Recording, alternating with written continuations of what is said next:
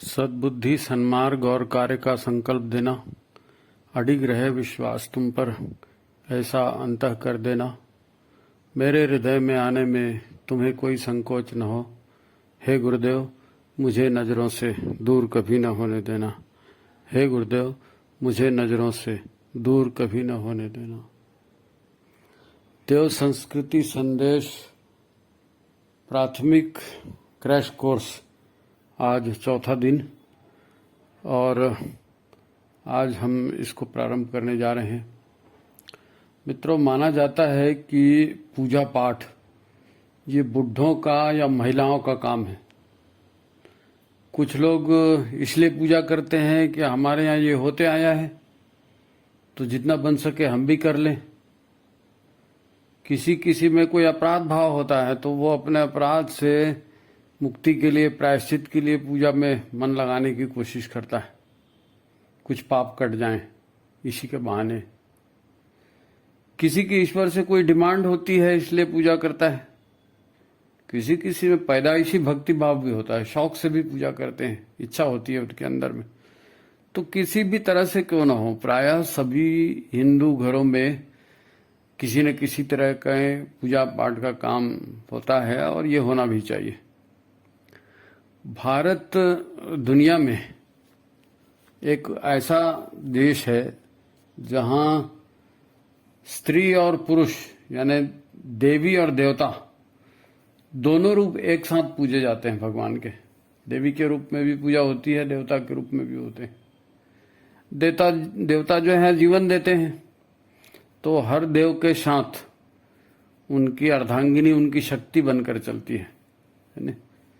शिव पार्वती, लक्ष्मी वेंकटेश, लक्ष्मी विष्णु, है ना, ब्रह्मा सरस्वती, ये जोड़ी है। सीता राम राधा कृष्ण, ये जोड़ी है।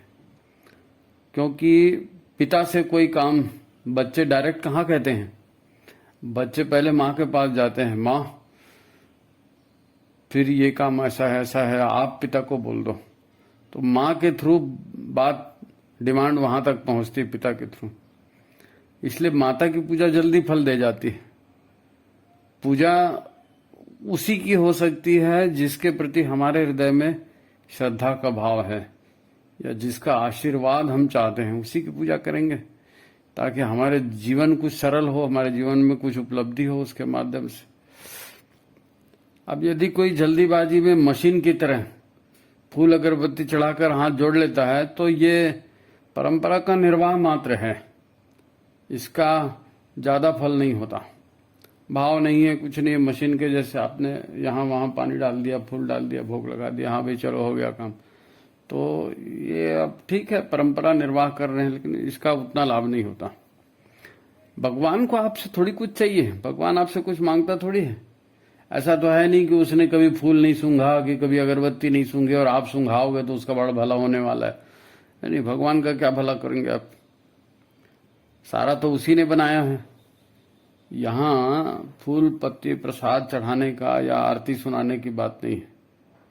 अब कोई आपके पास बैठ जाए सामने में और दिन भर यही बोलते रहे, वाह आप तो कितने अच्छे हो, आप कितने दयालु हो, आप कितने अच्छे हो, कितने दयालु हो, कितने अच्छे, कितने दयालु, आप बोर हो जाओगे सुन सुन के।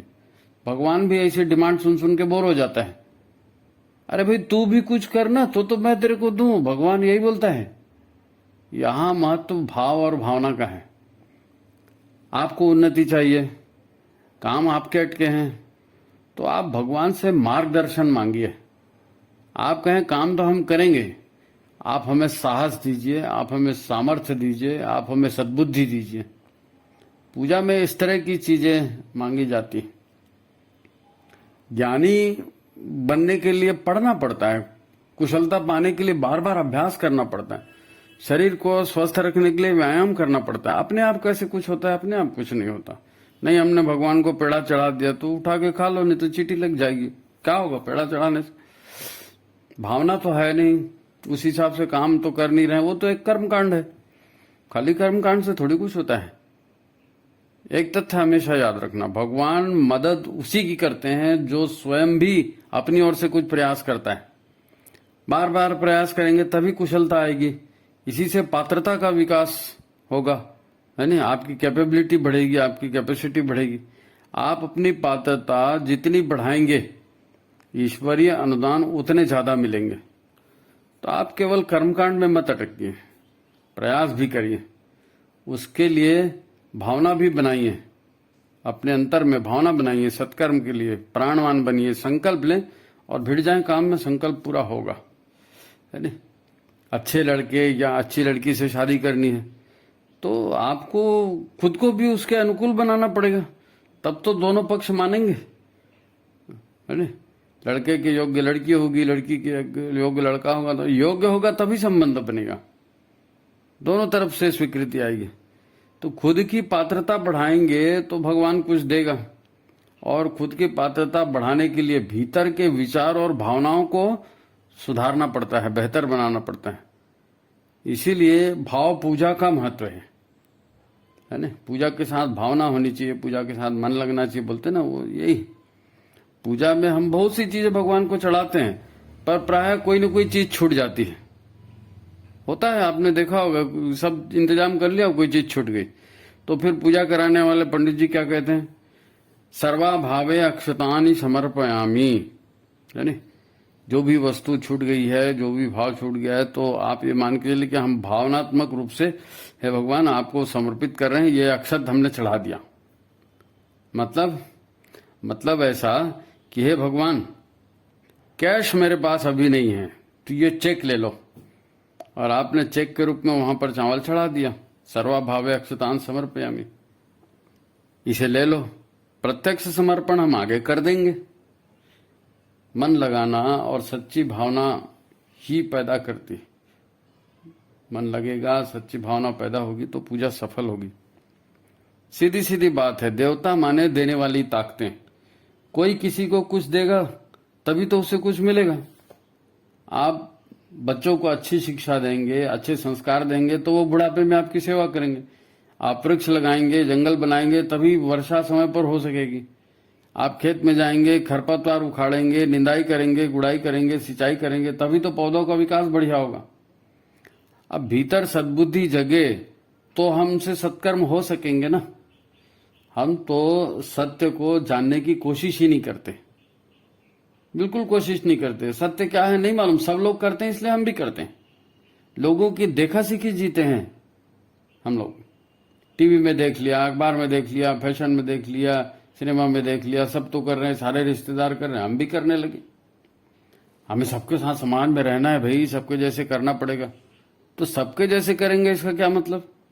सद्बुद्धि और सत्कर्म को छोड़ दें, न करें, सद्बुद्धि का भी व्यवहार न करें, सत्कर्म का व्यवहार न करें, तो भगवान अच्छा परिणाम देंगे ऐसा लगता है।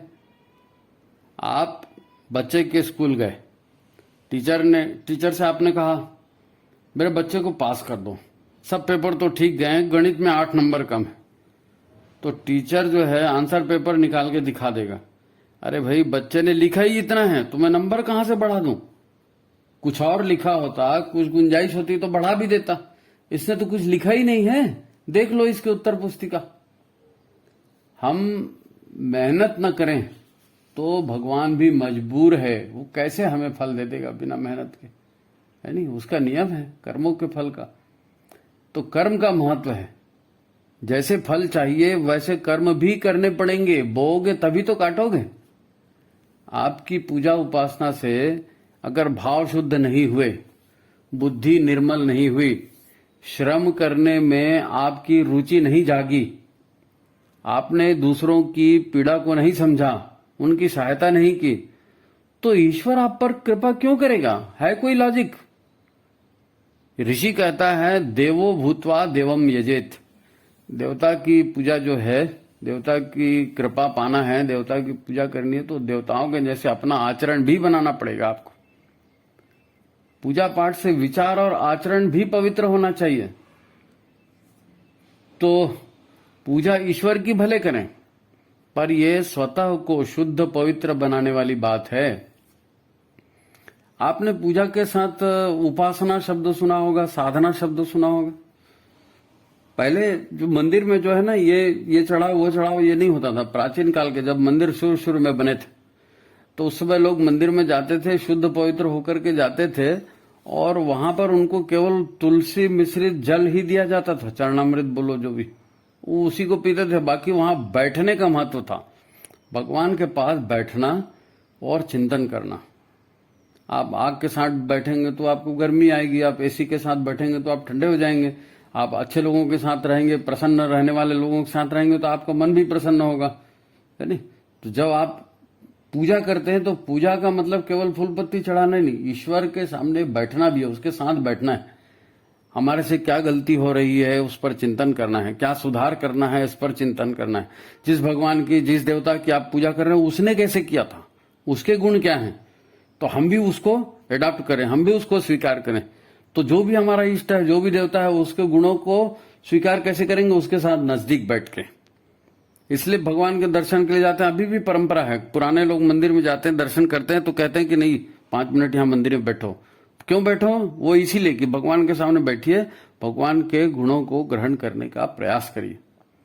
और फिर जब आपको समझ में आ जाए कि मेरी ये त्रुटि हो रही है, मेरे से ये गलती हो रही है, तो उस गलती को सुधार के अपने आप को बेटर बनाना, ये साधना है। साधना मतलब अपनी बुराई को, अपनी भीतर की निगेटिविटी को हटाना। ये बड़ा कठिन काम है, इसीलिए इसको कहते हैं साधना। तो पूजा, उपासना और साधना ये सब जुड़े जुड़े शब्द हैं। पूजा मतलब खाली फूल पत्ती चढ़ा दिया, नारियल घंटी बजा दिया, वो उतना मात्र काफी नहीं। तो पूजा, उपासना, साधना का विज्ञान समझना पड़ेगा। आपके पास बुद्धि है, आपके पास समय है, आपके पास श्रम है, मत दीजिए सोना चांदी रुपया पैसा। भगवान कौन सा मांग रहे हैं कि नहीं हमको रसगुल्ला दो, हमको रसमलाई दो। भगवान कहते हैं बेटा मैंने आपको शरीर दिया है तो अपने शरीर को ईश्वरीय कार्य में लगा दो, ये शरीर यज्ञ है। लोग मरने के बाद अंग का दान करते हैं ना, तो एक ही बार दान होता है, एक ही बार आपने आंख दान किया, एक ही बार आपने दिल जिगर निकाल के दे दिया। लेकिन जब आप यज्ञ जीवन जीते हैं, जब आप अपने आप को लोक सेवा में लगाते हैं, तो ये जो है ये शरीर दान, ये बहुत बड़ा यज्ञ है। आपके पास यदि पैसे नहीं है, कपड़े नहीं है, सामर्थ्य नहीं है, तो आप अपने शरीर से ईश्वर की सेवा कीजिए। परंतु शरीर से भगवान के काम, सेवा के काम हम जीवन भर कर सकते हैं, हमको ये जरूर करना चाहिए। इससे पात्रता बढ़ती है, कैपेबिलिटी बढ़ती है। जब आपकी पात्रता बढ़ेगी तो खुद ब खुद आपको सफलता उसी प्रमाण में मिलेगी। आप किसान हैं, कर्मचारी हैं, व्यापारी हैं, डॉक्टर हैं, संगीतकार हैं, खिलाड़ी हैं, सेवा और सहायता की जगह हर जगह इसकी जरूरत पड़ती। और हम जब लोगों की सेवा सहायता करते हैं, प्रकृति की सेवा सहायता करते हैं, तो यही ईश्वर की सेवा है। हमारे ऋग्वेद में ईश्वर को विराट पुरुष कहा गया है और कर्ता, एक ओंकार सतनाम कर्ता पुरुष। कर्ता पुरुष, पुरुष सूक्त है हमारा ऋग्वेद में, पुरुष सूक्त के मंत्र आते हैं। तो उसमें परमात्मा को जो है सारे जीव समाज का संयुक्त रूप से प्रतिनिधि माना गया है। वो कहा पुरुष सूक्त का मंत्र है, ओम सहस्त्र शीर्षा पुरुषा सहस्त्राक्ष सहस्त्र पातम। भगवान हजारों आंख वाला, हजारों सिरों वाला, है नहीं, हजारों पैरों वाला, ऐसा परमात्मा है। समस्त सृष्टि उसका शरीर है ना। परमात्मा हजारों सिरों वाला, हजारों आंखों वाला, हजार पैर वाला, सारी भूमि और सारा ब्रह्मांड ये पूरा उसी की देह है। तो आप कहीं भी किसी की भी सेवा करिए। और ईश्वर स्वयं यज्ञ रूप है ना, ईश्वर हमें जीवन देता है, जीवन के सारे साधन हमारे उसी ने दिए हैं। तो हमारे पूजा पाठ से हमारे भीतर भी सद्बुद्धि जागे और हम भी सत्कर्म करने लगे, हमारी पात्रता बढ़े। पूजा के बाद हम जो नारे लगाते हैं उसमें भी आप याद करिए क्या नारे लगाते हैं, है नहीं। धर्म की जय हो, अधर्म का नाश हो, प्राणियों में सद्भावना हो, विश्व का कल्याण हो। हम पूजा ईश्वर की या किसी गुरु या संत की, किसी की भी करें, कोई भी इसके विरुद्ध देगा क्या ज्ञान, कोई भी इसके विरुद्ध शिक्षा देगा? धर्म की जय हो, अधर्म का नाश हो, प्राणियों में सद्भावना हो, तो सभी के भले की बात है ना। इसके विरुद्ध कोई शिक्षा दे ही नहीं सकता। वो अगर कोई इसके विरुद्ध शिक्षा देता है तो फिर वो पूजा के योग्य भी नहीं है, वो शैतान है फिर। तो रोज रोज पूजा से अपने संस्कार प्रबल होंगे, घर में अच्छा माहौल बनेगा, सवेरे सवेरे मस्तिष्क भी तनाव रहित होता है, शरीर में ताजगी होती है। तो यह भीतर की दुर्भावना और दुष्प्रवृत्तियों को दूर करने का और सत्प्रवृत्तियों से जुड़ने के लिए बहुत बढ़िया समय होता है सुबह सुबह नहा धो के पूजा करना। गुरुदेव ने कहा है, देव संस्कृति के दो निर्माता, यज्ञ पिता गायत्री माता। सद्बुद्धि संवर्धन का सर्वोत्तम उपाय गायत्री साधना ही है। गायत्री मंत्र का जाप करेंगे, सद्बुद्धि की देवी गायत्री है नहीं। सुबह सुबह उपासना करें, गायत्री का जाप करें, सजग रहें, चैतन्य रहें, तो यज्ञ भाव भी खुद ब खुद दिल में पैदा होंगे और सेवा भाव भी उपजेंगे और हमारी ये आत्मोन्नति होगी। हमारा जो है चेतना की यात्रा है ना, ये विकास को प्राप्त करेगी। हम विकास की सीढ़ी चढ़ेंगे, हमारे भीतर देवत्व जागेगा। तो ये पूजा का भाव पक्ष है, किस तरह से पूजा करनी है, किसकी पूजा करनी है, किसकी सेवा करनी है, उपासना साधना कैसी होती है, ये इसका विज्ञान है। तो आप इसको करिए, नित्य करिए, अपने व्यवहार में लाइए, तब ठीक है। आज की बात यही समाप्त करते हैं, है ना। आप जुड़िए उपासना साधना में। और मित्रों, बहुत से लोगों को हमने पहले भी विनती किया था कि हमारे चैनल के कार्यक्रमों को से जन जागरण होता है, समाज की धर्म की सेवा होती है। तो आप इस चैनल को सब्सक्राइब करें, लाइक करें, शेयर करें और भी लोगों तक इसको पहुंचाइए। तो इस विनती के साथ आज की बात यही समाप्त करते हैं। सभी को प्रणाम, धन्यवाद।